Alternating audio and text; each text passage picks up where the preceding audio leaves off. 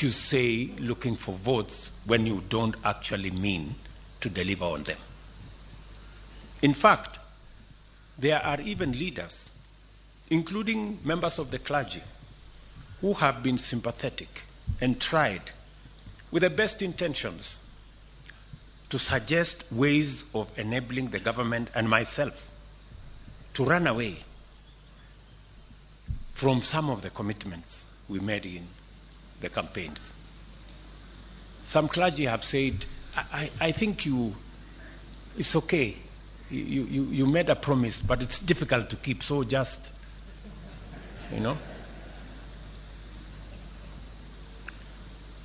And it's because of the culture that has been built.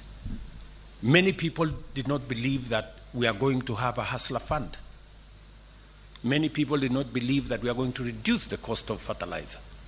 Many people did not believe that we are going to hire 55,000 teachers in under 1 year, because commitments, promises have been made with no intention to keep any of those promises.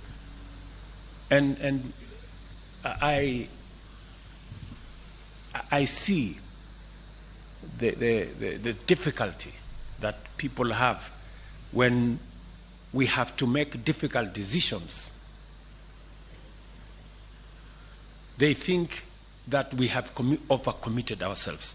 I want to tell the people of Kenya, the commitments we made, the promises we made, we will keep each and every one in full.